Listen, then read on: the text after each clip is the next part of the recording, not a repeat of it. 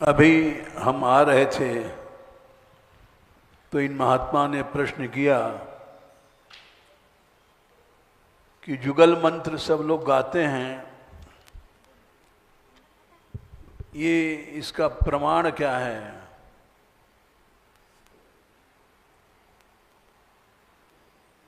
ये बहुत लोग पूछा करते हैं,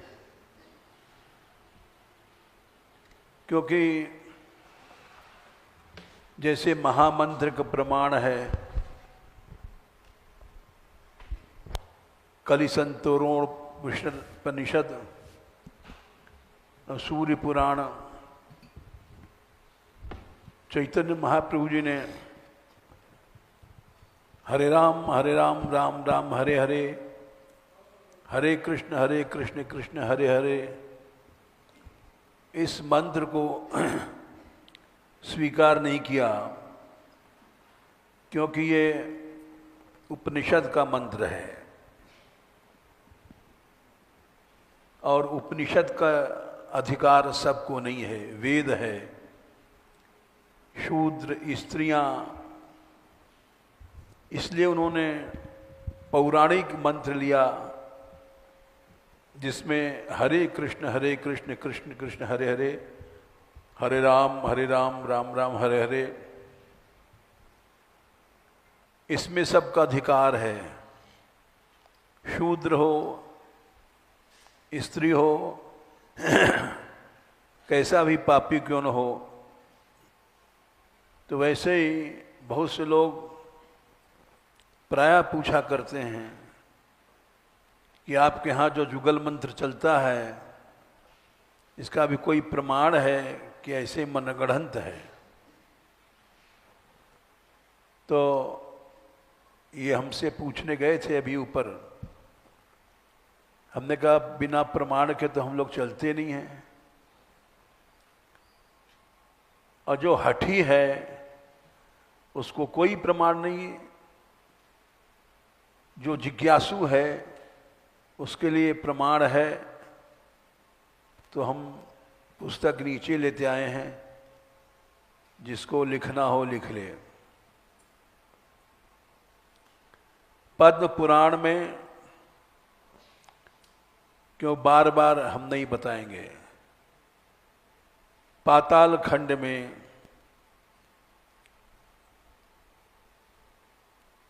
भगवान श्री कृष्ण ने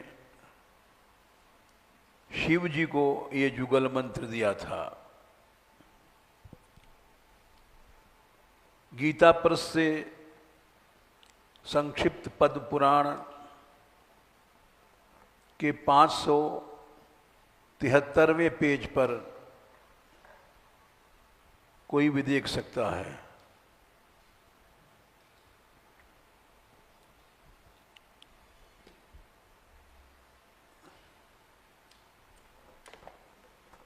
जिसको लिखना हो लिख ले, फिर बार बार नहीं पूछना।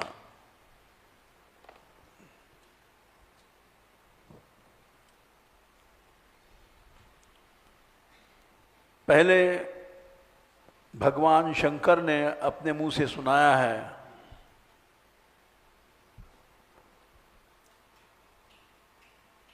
कि सभी मंत्रों में युगल मंत्र ही ग्राह्य है। इसमें राधा रानी उपास्य हैं और वृंदावन के रसिक लोग वे महामंत्र में प्रेम नहीं रखते हैं, क्योंकि इसमें राधा नाम नहीं है।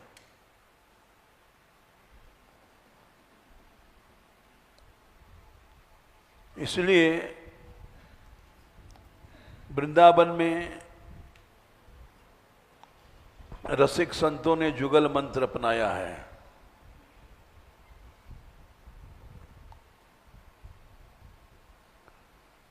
शिव जी ने कहा,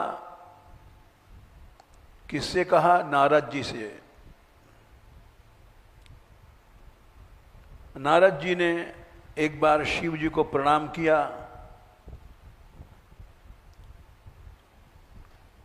और पूछा, मुझको वो मंत्र बताइए जिससे मैं भगवान के अंतरंग लीलाओं का अधिकारी बनूं। शिव जी ने कहा, हे महाभाग नारद, तुमने बहुत अच्छा प्रश्न किया है, इससे संसार का कल्याण होगा। मैं तुम्हें मंत्र चिंतामणि का उपदेश दे रहा हूं। यद्यपि ये बहुत गोपनीय है, लेकिन तुम्हें बताऊंगा। भगवान कृष्ण के दो उत्तम मंत्र हैं, मंत्र चिंतामणि, युगलद्वय और पंचपदी। पहला मंत्र है गोपीजन। गोपीजन वल्लभ चरणान शरणम प्रपद्ये। ये भगवान गोपीजन वल्लभ का पंचपदी मंत्र है। और मंत्र चिंतामणि, इसमें 16 अक्षर हैं। नमो गोपीजन वल्लभाभ्याय, ये 2 पदों का मंत्र है, 10 अक्षरों का। जो पंचपदी का जप करता है वो कृष्ण का सानिध्य प्राप्त करता है। और मंत्रों में पात्र अपात्र, देश काल का नियम वो इस मंत्र में नहीं है।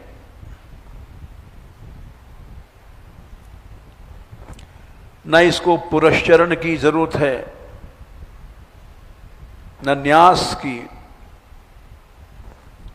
और न शोधन की आवश्यकता है।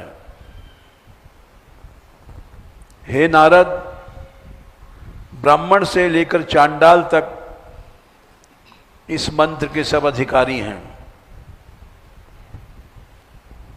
स्त्रियां, शूद्र, जड़, मूक, अंध, पंगु, हूण, किरात, पुलिंद, पुलकस, आभीर, यवन, कंक, खस, ये सब पाप योनियां हैं। ब्रह्मत्यारे, महापातकी, उपपातकी, ज्ञान वैराग से हीन, सबका इस मंत्र में, जुगल मंत्र में अधिकार है। जिसकी श्री कृष्ण में भक्ति है वो अधिकारी है,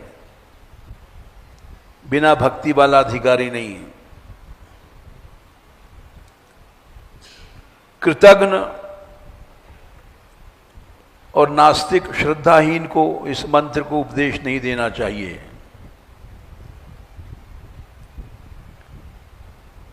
गुरुद्रोही को जुगल मंत्र नहीं देना चाहिए। इस जुगल मंत्र का ऋषि मैं ही हूं। वैष्णवानाम यथा शंभु।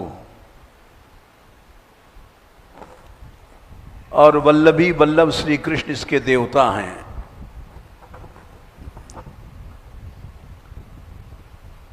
एक बार भी जुगल मंत्र के उच्चारण से मनुष्य कृतकृत्य हो जाता है।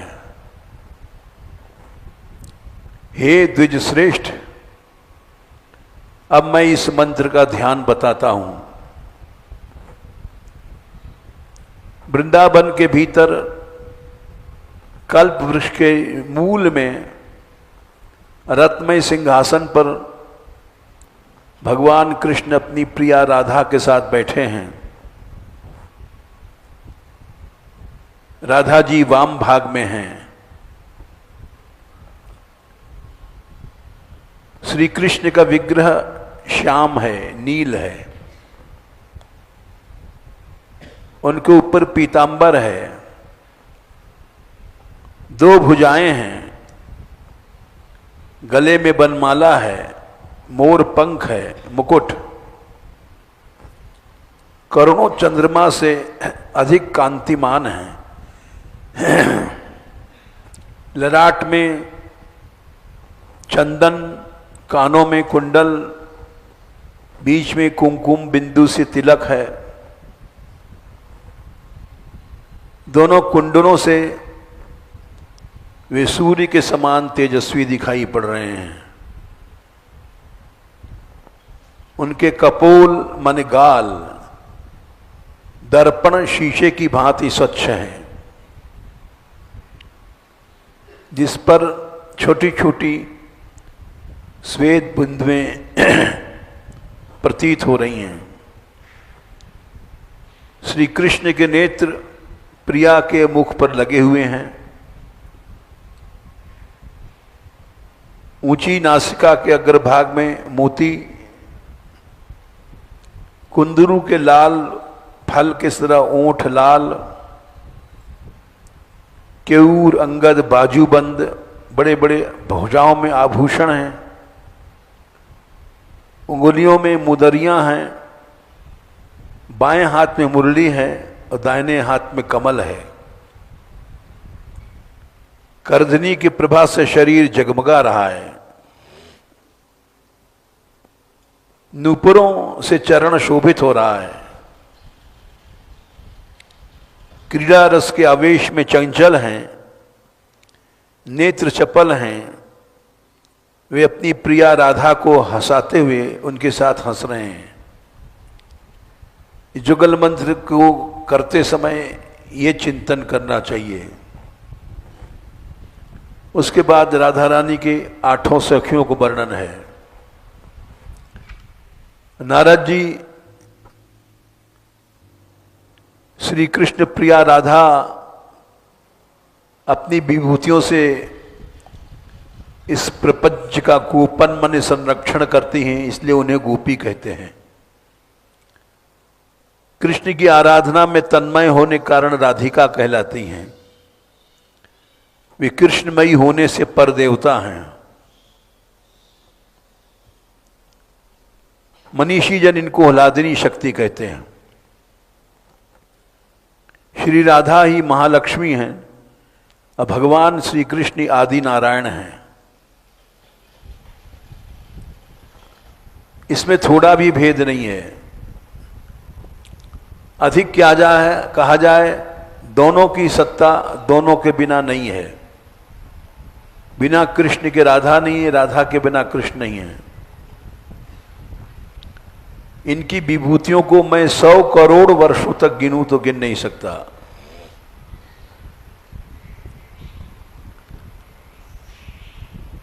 तीनों लोकों में जम्बू द्वीप श्रेष्ठ है।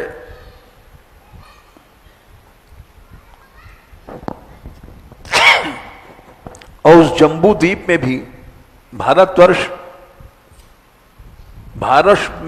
में भी मथुरापुरी, उसमें भी वृंदावन, उसमें भी गोपियों का समुदाय, सखियों का, उसमें भी श्री राधिका रानी सर्वश्रेष्ठ हैं। श्री कृष्ण के सबसे अधिक निकट होने के कारण राधा रानी का महत्व सबसे अधिक है।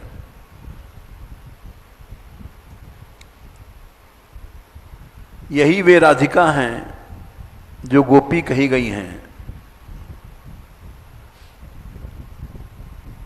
और सखियां गोपीजन कहलाती हैं। सखियों के समुदाय के 2 ही प्रियतम हैं, राधा और कृष्ण। इन दोनों के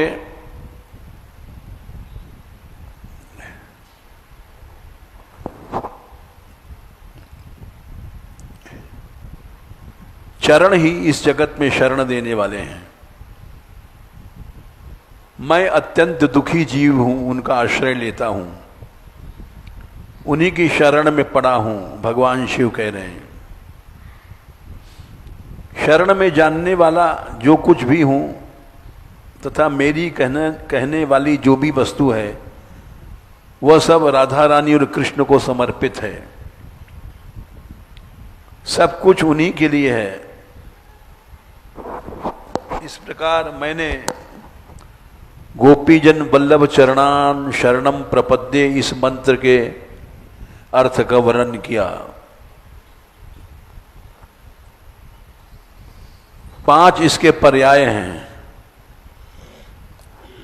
शिवजी बोले, नारद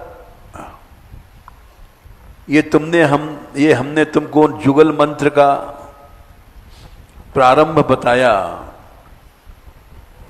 अब दीक्षा का वर्णन करता हूं। केवल श्रवण मात्र से ही मनुष्य भवबंधन से छूट जाता है।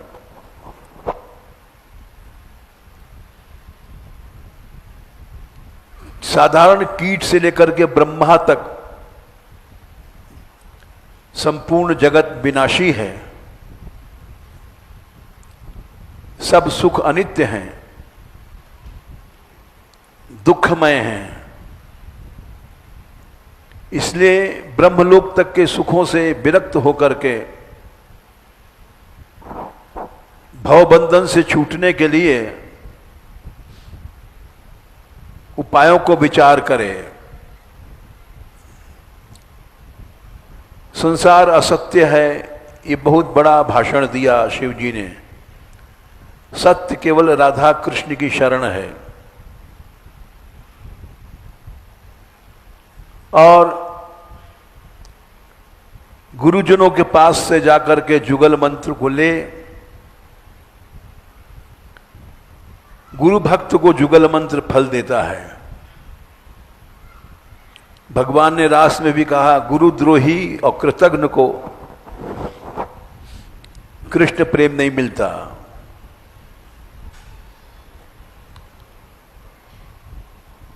उसके बाद दीक्षा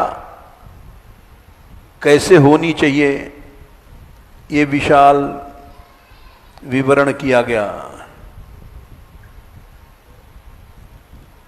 तिलक लगावे और दोनों मंत्रों को ग्रहण करे। अंत में बोले, कलयुग के मनुष्य इस जुगल मंत्र के आश्रय से भगवान के धाम में पहुंच जाएंगे। प्रतिदिन शरणागति कैसे बढ़े, लोक परलोक की चिंता नहीं करो।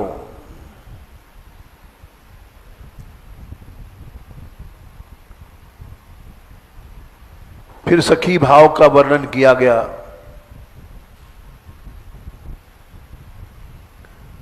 अंत में एक रहस्य की बात बताते हैं महादेव जी।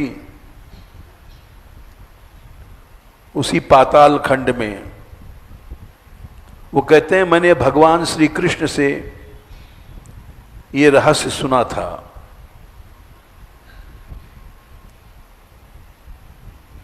मैं कैलाश पर्वत पर एक सघन वन में भगवान नारायण का ध्यान करता रहा था।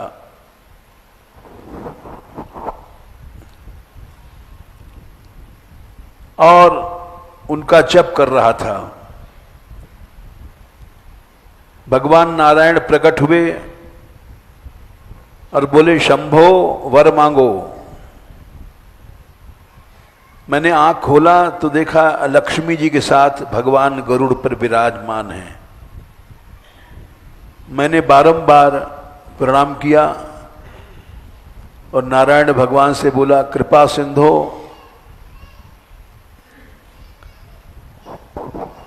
जिसको ब्रह्म या पुरुष कहते हैं उसको मैं आंखों से देखना चाहता हूं।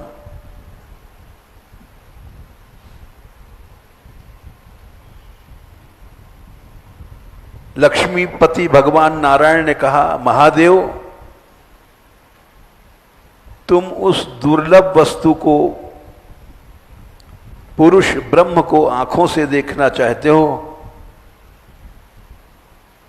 वो इन माइक इंद्रियों से ग्राह्य नहीं है, लेकिन तुम फिर भी यमुना के पश्चिम तट पर चले जाओ जहां वृंदावन है।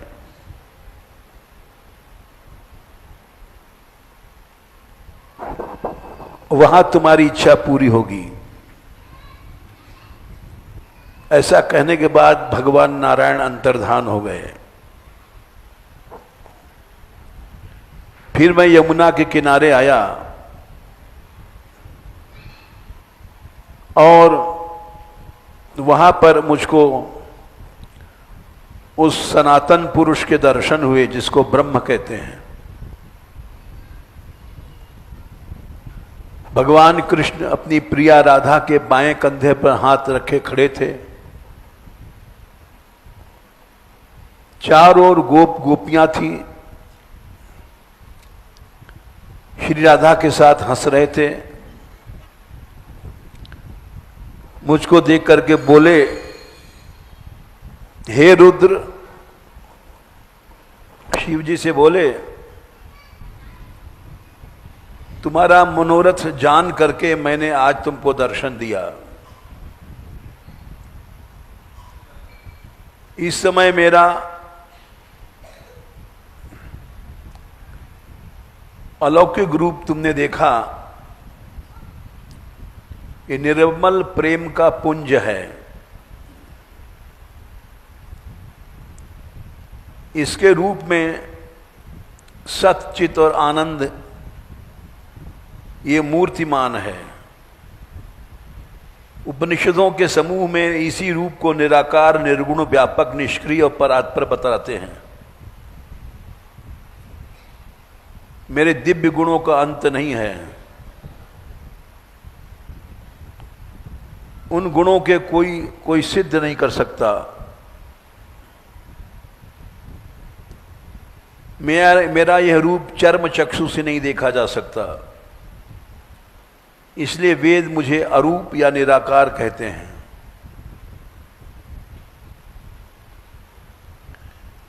मैं अपने चैतन्य अंश से सर्वत्र व्यापक हूं। इससे विद्वान लोग मुझे ब्रह्म के नाम से पुकारते हैं। बृंहणत्वाद ब्रह्म।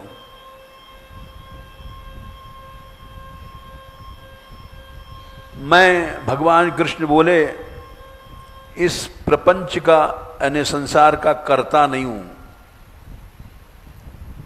इसीलिए मुझको निष्क्रिय बताते हैं। तस्य कर्तारम अपि माम विद्य अकर्तारम अव्ययम। गीता में ही भगवान ने कहा है। मैं सब कुछ करने वाला भी हूं, लेकिन अकर्ता हूं। ये भगवान ने स्वयं कहा, सारा संसार बनाया है लेकिन मैं अकर्ता हूं। ये चौथे अध्याय में 13वें श्लोक में कहा, 4/13 चातुर्वर्ण्यम मया सृष्टम। सारा संसार मैंने बनाया है गुण कर्म विभागशः। तस्य कर्तारम अपि माम विद्धि अकर्तारम अव्ययम।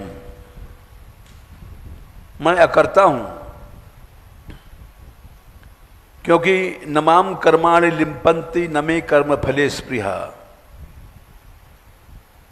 ये कर्म फल मुझे लिप्त नहीं करते। मैं आसक्त नहीं होता हूं कहीं, न मेरी कहीं स्पृहा है। ऐसा जो जानता है कर्म से बांधा नहीं जाता। वही उपदेश यहां शिव जी को दिया भगवान ने, श्री कृष्ण ने। और मेरा ये रूप गुप्त है। जो गोपी भाव से मेरी उपासना करता है वही मुझे पा सकता है। एक बार जो हम दोनों की शरण में आ जाता है, अथवा अकेली मेरी इस प्रिया के शरण में आ जाता है, वह मुझे अवश्य प्राप्त होता है। इसके माने केवल राधा रानी की भी उपासना हो सकती है, अकेले राधा रानी की। स्वयं भगवान कृष्ण कह रहे हैं युगल उपासना माने दोनों की उपासना, अकेली राधा रानी की उपासना भी की जा सकती है। जो मेरी शरण में आकर कहता है कि मैं आपका हूं, वो बिना साधन के मुझे प्राप्त कर लेता है। इसलिए मेरी प्रिया यानी राधा रानी की शरण ग्रहण करनी चाहिए। हे रुद्र माने हे शिव, मेरी प्रिया यानी राधा रानी का आश्रय लेकर के तुम मुझे अपने वश में कर सकते हो। जो राधा रानी के आश्रय करता है वो श्री कृष्ण को वश में कर लेता है। और अब तुम युगल मंत्र का जाप करते हुए सदा मेरे इस धाम में निवास करो। ऐसा कहने के बाद भगवान कृष्ण ने मेरे दाहिने कान में, शिव जी के दाहिने कान में युगल मंत्र को उपदेश दिया। राधे कृष्ण कृष्ण कृष्ण राधे राधे, राधे श्याम श्याम श्याम राधे राधे। और युगल मंत्र का उपदेश देख करके देखते देखते वहीं अंतर्धान हो गए। तब से मैं निरंतर युगल मंत्र जपता हूं। तुमने पूछा, मैंने उसका विवरण दिया। सूत जी कहते हैं कि उसके बाद नारद जी ने मुझको उपदेश दिया, सूत जी को, जुगल मंत्र का। और वो सूत जी ने सब ऋषियों को उपदेश दिया।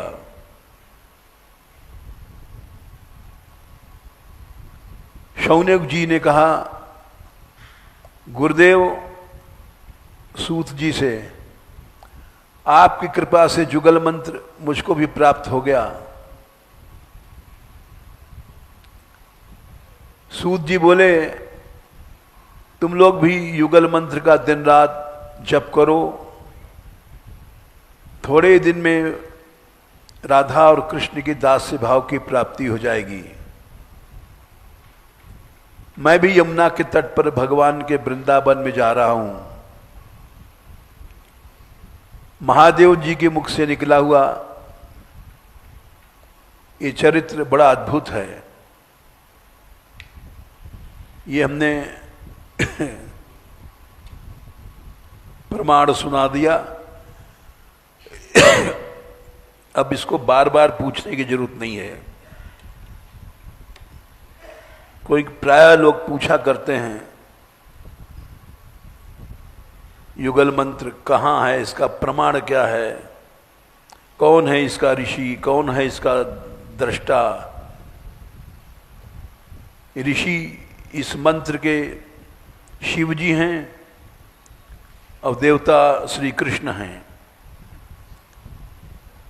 इस तरह से युगल मंत्र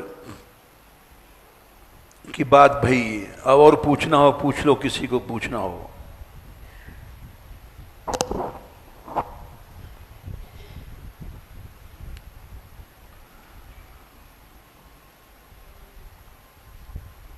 आगे चलते हैं।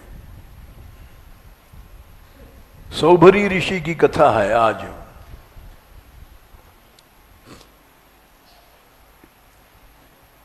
सौभरी ऋषि